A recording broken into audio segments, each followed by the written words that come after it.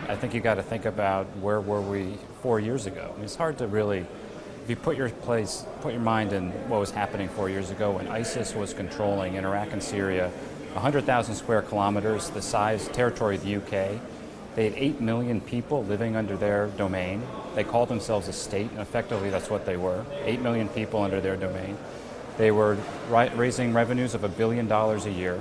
And why were they doing this? They wanted to create a terror state that would basically threaten our homeland, threaten our partners in Europe, threaten their neighbor Turkey.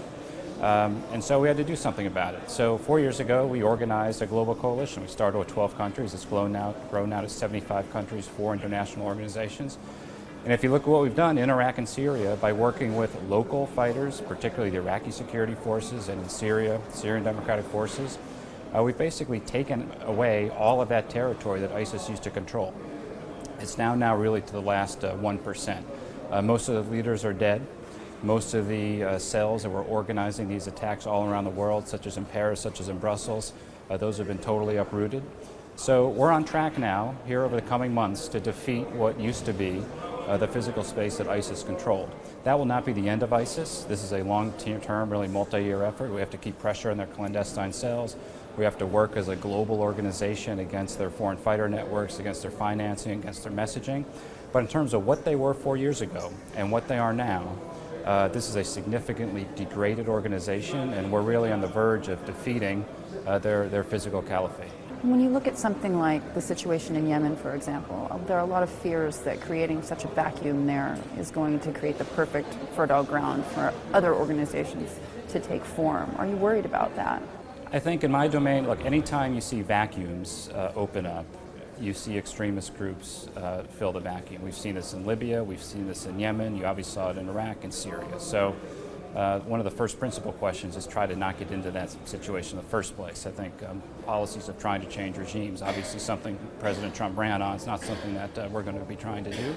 What we're trying to do right now is make sure that we can work as best we can with governments in the region to protect their borders, protect their homelands, share information with us so that we can protect ourselves. There has been a lot of success in rebuilding Iraq, and there's a lot of confidence about this new government, as you say, but it has taken a very long time to get to this point. When you look at what the future of Syria could potentially look like, are we going to be content, I guess, as the U.S. government to see a strong man in place of a potential democracy, if that is what is going to make this region and potentially the homeland more secure? Well, you start in Iraq. I think we had almost an unprecedented outflow of people from areas that ISIS controlled. And of about 6 million displaced Iraqis, we have 4 million Iraqis now are back in their homes. That is almost a historically unprecedented figure in a conflict like this, that level of people returning to their homes. And that is because we worked very closely with the Iraqi government, the United Nations, and through our coalition to make sure that every military plan was followed by an economic humanitarian stabilization plan. So the immediate stabilization we think has been successful, but there's still about 1.8 million Iraqis outside their homes, and we won't rest or let up until they're all back. The longer-term reconstruction is a different issue. That's the World Bank. The EU has some very long-term programs for the Iraqi government to try to really reconstruct and rebuild a lot of these cities, and the Iraqis have to do some things to get that off the ground. We as the United States are working to try to get the private sector involved. We had the largest Chamber of Commerce mission anywhere in the world was in Iraq last week with about 50 American companies. So we're fairly confident that if this new Iraqi government can make some economic reforms, they will see a lot of investment in their country, which they'll need to succeed.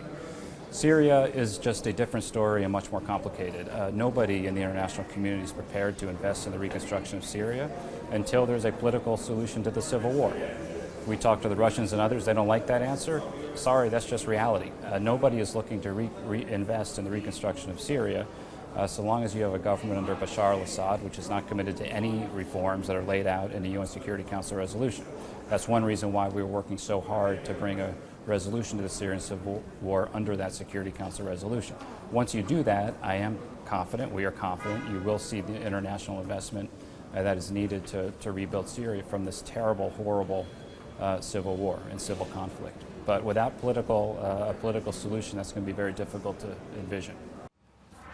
Well, there you have it, Nancy. You have the U.S. Special Envoy, ambassador to the global coalition to defeat ISIS, saying they're not defeated. Now, the physical caliphate may be defeated, but they themselves are not defeated, and this is going to be something that will take years. Hey everybody, it's Hadley Gamble from our new CNBC Middle East Bureau in Abu Dhabi. Thanks for stopping by. Now to watch more, you can try one of the videos that just popped up on your screen. And don't forget to subscribe.